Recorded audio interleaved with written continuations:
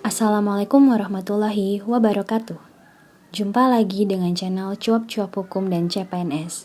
Pada kesempatan kali ini, saya akan membahas mengenai lambang negara kita yaitu Garuda Pancasila dan sedikit histori mengenai lahirnya Pancasila.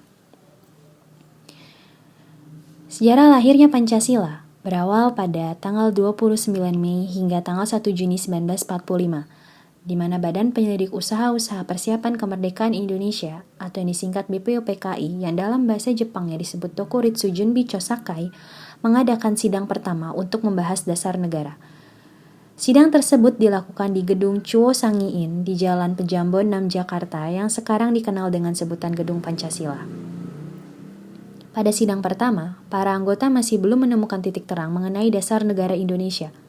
Kemudian, pada tanggal 1 Juni 1945, Soekarno mendapat giliran untuk menyampaikan gagasannya mengenai dasar negara. Gagasan yang disampaikan Soekarno adalah mengenai dasar negara Indonesia merdeka yang bernama Pancasila.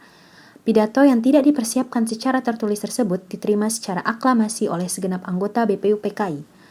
Setelah itu, BPUPKI membentuk panitia kecil atau panitia 9 yang bertugas untuk merumuskan kembali Pancasila sebagai dasar negara berdasarkan pidato Soekarno pada tanggal 1 Juni 1945. Yang dimana anggota panitia 9 beranggotakan yang pertama adalah Insinyur Soekarno, yang kedua Muhammad Hatta, yang ketiga Mr. Amaramis, yang keempat Abi Kusno Cokro Suryoso, yang kelima Abdul Kahar Muzakir, yang keenam Agus Salim, yang ketujuh Ahmad Subarjo, yang kedelapan Wahid Hashim, dan yang terakhir adalah Muhammad Yamin. Setelah melalui berbagai proses persidangan, akhirnya rumusan Pancasila berhasil dirumuskan untuk dicantumkan dalam Mukadimah Undang-Undang Dasar 1945. Akhirnya Pancasila disahkan dan dinyatakan resmi sebagai dasar negara Indonesia pada sidang Panitia Persiapan Kemerdekaan Indonesia PPKI atau dalam bahasa Jepangnya disebut Dokuritsu Junbi Inkai pada tanggal 18 Agustus 1945. Nah, selanjutnya saya akan membahas mengenai arti dari lambang Garuda Pancasila. Lambang Garuda Pancasila merupakan lambang negara yang terdiri atas kumpulan lambang-lambang yang memiliki arti dan makna tersurat maupun tersirat. Yang pertama, burung Garuda. Lambang Pancasila adalah Garuda Pancasila yang berwujud burung Garuda. Burung Garuda merupakan raja dari segala burung yang juga dikenal sebagai burung sakti elang Raja Wali. Burung Garuda melambangkan kekuatan dan gerak yang dinamis yang terlihat dari sayapnya yang mengembang, siap terbang ke angkasa. Dengan sayapnya mengembang siap terbang ke angkasa melambangkan dinamika dan semangat untuk menjunjung tinggi nama baik bangsa dan negara Indonesia. Yang kedua, cengkraman kaki burung Garuda.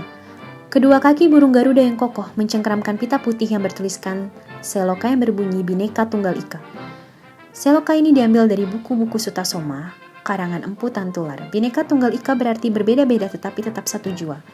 Slogan ini menjadi kekuatan bangsa Indonesia yang memiliki perbedaan suku, agama, budaya, dan sebagainya.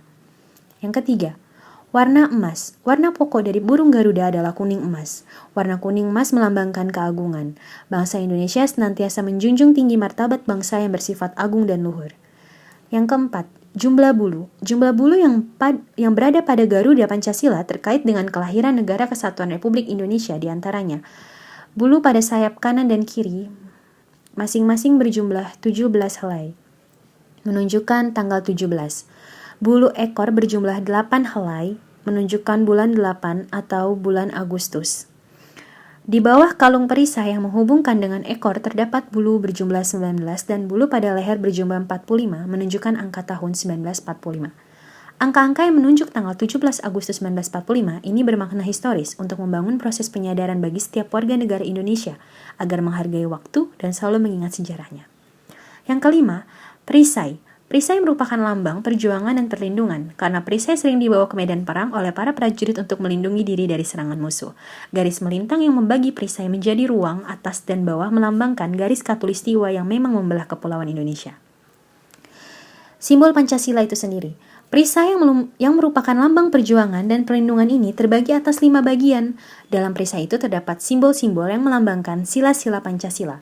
Berikut ini 5 makna lambang Pancasila. Yang pertama, simbol gambar bintang.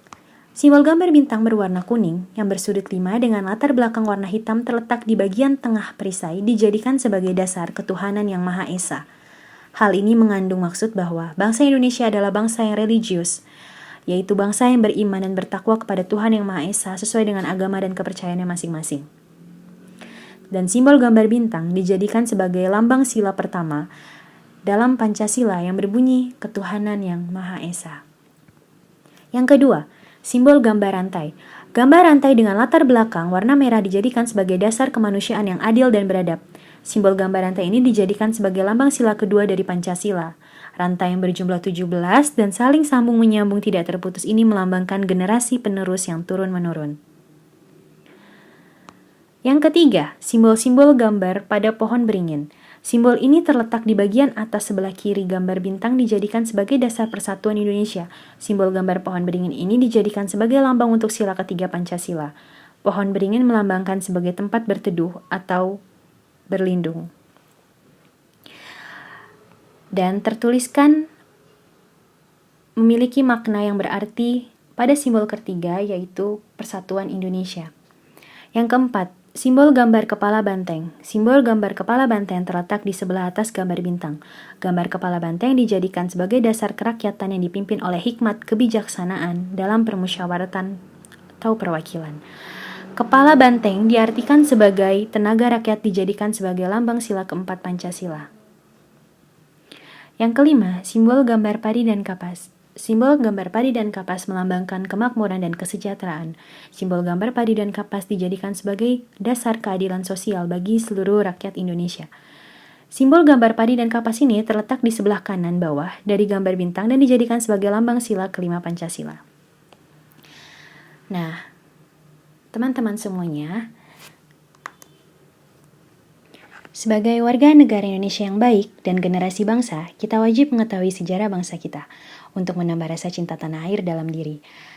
Oke, sekian dari saya. Kurang lebihnya mohon dimaafkan. Jangan lupa like dan subscribe. Wassalamualaikum warahmatullahi wabarakatuh.